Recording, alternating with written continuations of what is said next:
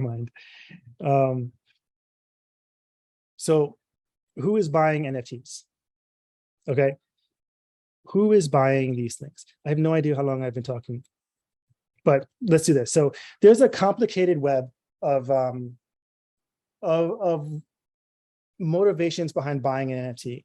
And what I did for this is try to just illustrate the main reasons that someone would buy an NFT. So number one, investment. So especially now, while we're still early in this whole technological development, people can put money into an NFT and then sell it for more in the future. Okay, so someone wants to buy a piece of art of mine. They're going to buy it because they think that my value in the art world is going to grow, and they can sell it, and they can sell it for more money in the future. So that's an investment. Two, storage of wealth. If someone buys a piece of gold and they put that gold in their safe, that piece of gold can't get taxed. No one knows it exists really, or no one can tax its value until it's sold again or traded for a taxable currency, such as dollars or pesos or whatever. So you can store wealth through this system of buying an NFT. Okay.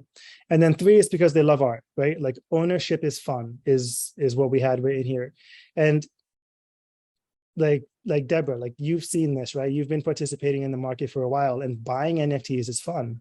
It's the idea of ownership is integral to how and who we are as people.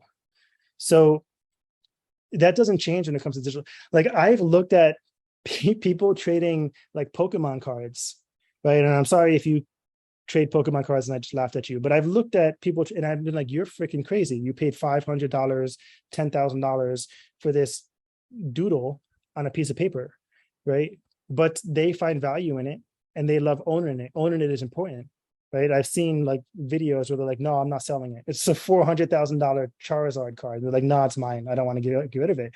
Ownership is a real thing. And just because the ownership becomes digital doesn't change the way we feel about it. If you question that, or if someone questions you on this when you're having this discussion about your NFTs, ask them if you can delete all the photos on their phone.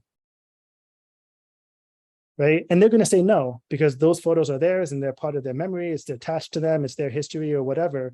If they believe in the digital value of their pictures they took with their phone, then they believe in digital ownership. And it's the same thing. Some people buy cars, some people buy Charmander, and other people buy NFTs. Okay. And so then there's people who Joe wants to give the presentation. Explain the wall space. So if my camera wasn't over there, I'll show you. So I have no wall space in my loft. Like I collected this piece last year from the Coyazos.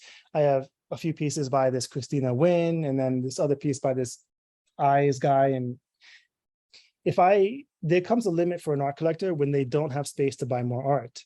But they buy art not simply to decorate their home, but they're buying it because they love the act of philanthropy, of supporting an artist, of owning things that they find connection to and that they think are beautiful. So there are collectors who I've spoken to and who've heard from, and they're like, well, I can't buy any more art for my house.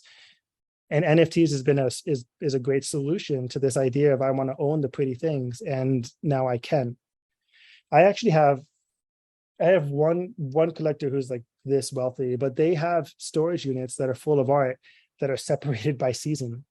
Like, so they pay someone every year, 3 or 4 times a year, to come in and redecorate the house with the art they own, to switch it up for like the fall or whatever.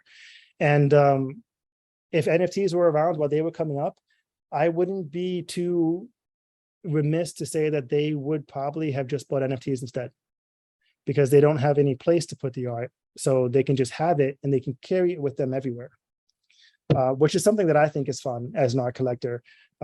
That if I wanted to tell someone about this piece of art, like let's say I'm out and I don't know, we're talking about dark creative stuff, and I'm like, oh yeah, I love dark art. I have this piece at home that's by Gabriel Collazo.